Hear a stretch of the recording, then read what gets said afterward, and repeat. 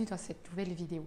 Je suis Vanessa Millet, coach, conférencière, formatrice et j'accompagne les leaders de demain à transformer leur potentiel en réussite. Alors aujourd'hui, j'ai envie de vous parler d'une technique connue et reconnue qui s'appelle la visualisation. Alors pour moi, c'est une technique géniale, vraiment, mais par contre, elle demande une certaine rigueur et de la ténacité. Pour vraiment acquérir cette technique, il faut être tenace. Parce que si vous ne la répétez pas tous les jours, vous ne pourrez pas l'intégrer. Ça demande d'avoir des objectifs clairs. En fait, pour faire une bonne visualisation, définissez d'abord vraiment vos objectifs. Et j'ai envie de vous dire, commencez par un objectif assez simple. Ne soyez pas tout de suite dans un objectif trop ambitieux, autrement vous aurez peut-être du mal à construire votre visualisation, tout simplement parce que vous n'y croirez pas. La visualisation, c'est vraiment le fait d'aller projeter votre objectif, d'aller le construire et de le voir mentalement. C'est une technique qui est hyper utilisée dans le monde sportif, en préparation mentale, et moi j'accompagne aussi des sportifs justement à améliorer un geste technique, à dépasser l'émotionnel débordant parfois. Et donc ça fonctionne très très bien. Ça aide également à acquérir une compétence, une nouvelle technique comme je le disais. C'est sûr que si vous visualisez, si vous essayez de visualiser un objectif qui est trop ambitieux, ben vous n'y croirez pas. Et ça, c'est un des facteurs essentiels à la bonne réussite d'une visualisation. C'est vraiment de croire profondément en la réussite de son objectif. Et encore une fois, je vous disais, la visualisation, c'est de la pédagogie mentale. Et pour qu'une technique soit ancrée en vous, il faut la répéter. Et oui, ça peut paraître chiant, j'ose le dire, mais répétez-la. 90 jours pour ancrer vraiment une nouvelle habitude. Si vous commencez par un objectif, on va dire, commencez par un objectif vraiment facile, atteignable. Voilà, par exemple, vous avez envie d'acheter une nouvelle voiture, par exemple, mais que c'est quelque chose d'accessible pour vous aujourd'hui. Ne vous contentez pas de visualiser cette voiture. Soyez rentrés dans l'expérience, en fait. Voyez-vous au volant de cette voiture. Même vous pouvez vous imaginer toucher le volant, passer les leviers de vitesse.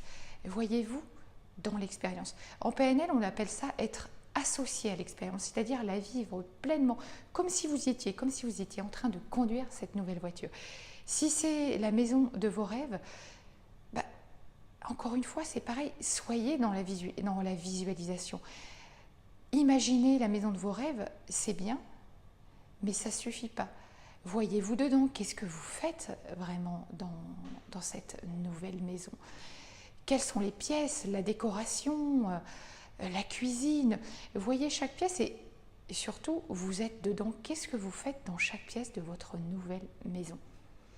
Si vous devez passer un entretien ou si vous avez une présentation à faire, et j'ai envie de dire déjà avant la visualisation, préparez-la en amont. Imaginez les 10 questions les plus embarrassantes qu'on va pouvoir vous poser sur vous, sur votre travail, votre vie privée, etc. Anticipez ces questions et sachez y répondre parfaitement.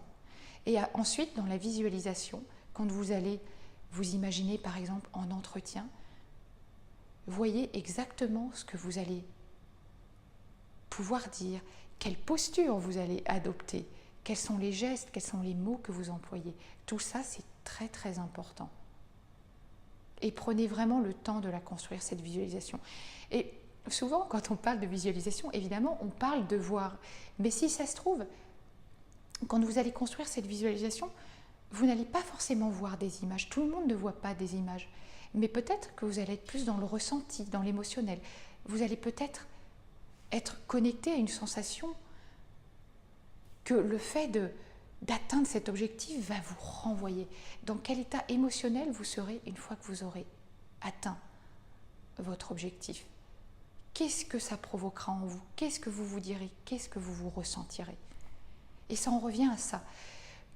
En fait, les critères d'une bonne visualisation, c'est être totalement présent dans la visualisation. Vous êtes associé, vous êtes acteur et vous êtes dedans.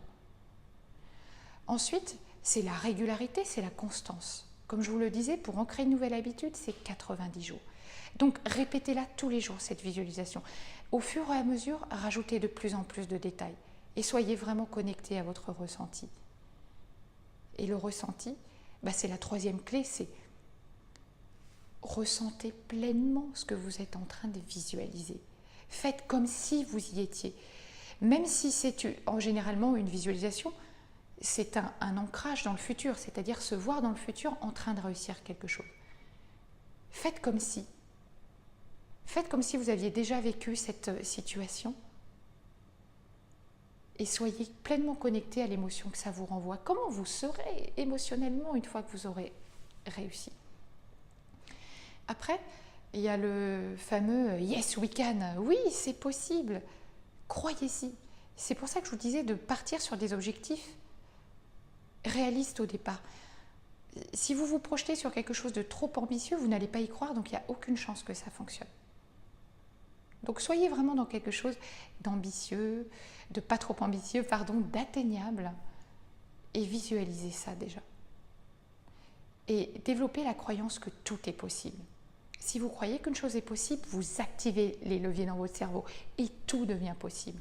On a un instrument qui est génial, on a un cerveau, et à partir du moment où on a un cerveau qui fonctionne normalement, on a un pouvoir illimité. Croyez-y, développez la croyance que c'est possible. Et puis, il y a un autre truc aussi, c'est que souvent, on n'est pas connecté au moment présent. On se dit, je serai bien quand j'aurai réussi à atteindre tel objectif. Je serai bien quand mon entreprise sera fructuante. Je serai bien quand j'aurai acheté ma nouvelle voiture.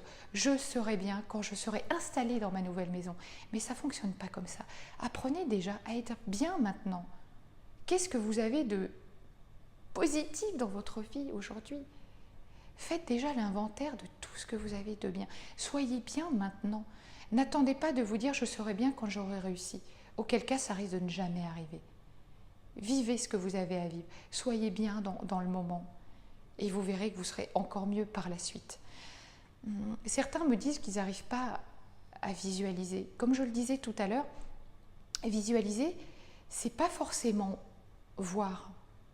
C'est vrai que dans la visualisation mentale, on va essayer de percevoir des images, de nous voir en train d'accomplir quelque chose.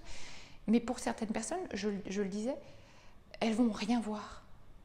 Mais par contre, elles vont éprouver, elles vont ressentir et elles vont vivre des sensations. Si pour vous, c'est vivre des sensations, c'est parfait, votre visualisation, elle sera tout aussi efficace.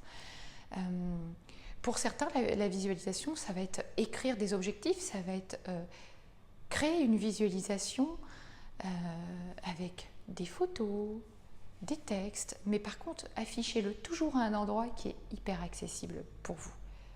Voilà, encore une fois, j'ai envie de vous dire, la visualisation, c'est un entraînement cérébral, c'est de la pédagogie mentale, donc entraînez-vous tous les jours et donnez-y le plus de détails possible et voyez-vous dedans. Je vous remercie et je vous dis à très vite pour une prochaine vidéo. À bientôt.